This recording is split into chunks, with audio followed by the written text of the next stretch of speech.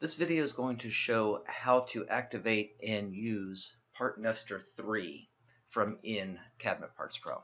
So the first thing we have to do is tell it that we want to use version 3 of the nesting software.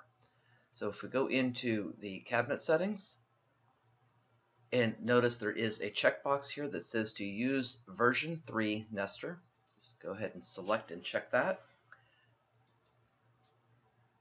Close the settings, and as you see, I have two cabinets entered into our cabinet list, a wall cabinet and a base cabinet. I'm not going to focus a lot on the data entry in this video. It's mostly with just an overview of Partnester 3, which is the nesting software that is included with CabinetPartsPro. So clicking Calculate in Parts will nest out the parts.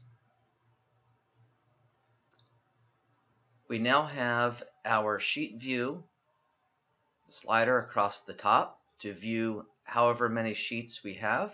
As this is saying, we have one of two sheets. There are two tabs on the right side. One is our toolpath tab that specifies all of our layers and functions for creating toolpaths. And if you notice, as I'm clicking on any one of the objects in this list, you will see those associated objects or vectors associated with that layer are being selected automatically. So we could see the cut is the perimeter cuts, the backdatas. The backdatas are not included on this sheet, but if we scroll to another sheet, we could see that they are selected there.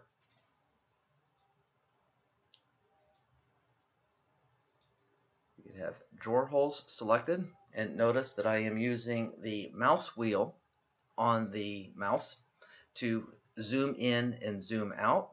If you hold the center mouse button down, allows a pan. You get completely lost in where you are and you want to recenter the object, you can zoom all. On the Info tab, shows us information about the current part that is being selected. So notice when you select on a part or within the boundary of that part, it doesn't have to be on the line as you would typically have to do in CAD software. Select anywhere inside of the boundary of that part. You will notice that on the right side, on the Part Info tab, the information of that part is being selected or being displayed. So we can see this is a left side, gives you the width and length, the thickness, the material type, and the starting X and Y position of that part. We could change that location if we want, if you just specify the location that you wanted to move to and select Move. We also have the ability to right click and move that part anywhere we would like it to be. Could just move it back into position. There will be more specific videos showing the more detailed functions of all of this. This is just kind of an overview of what there is.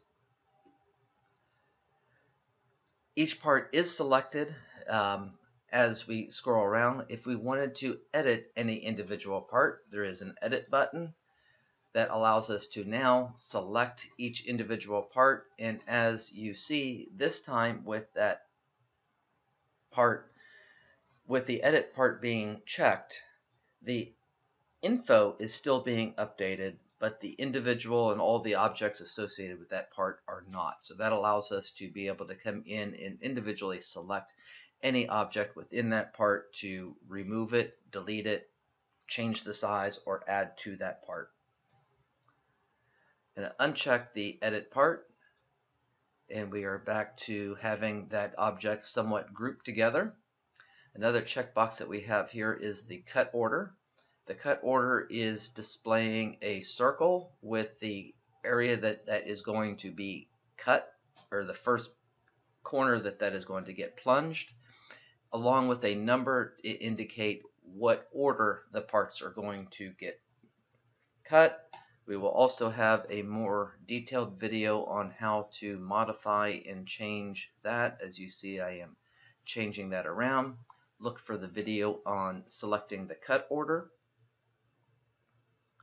Once you're completed with that, you would say uncheck that object there. Coming back into the toolpaths, we could see each individual layer here as we select them. Again, they become selected. So the idea that you would go through from top to bottom, selecting the drawer holes, and coming down and selecting the options or how you want to be able to toolpath that particular layer or that particular object. As you go through, you can see here is a newer version of an option for a drill bank if you have a machine that has a drill bank multi-spindle. Once all the layers are selected and set up, and again there is a more detailed video showing how to initiate and set up toolpathing in Partnester 3 in CabinetPartsPro. At this point, all our layers are set up. We will select Save Toolpaths, give it a name,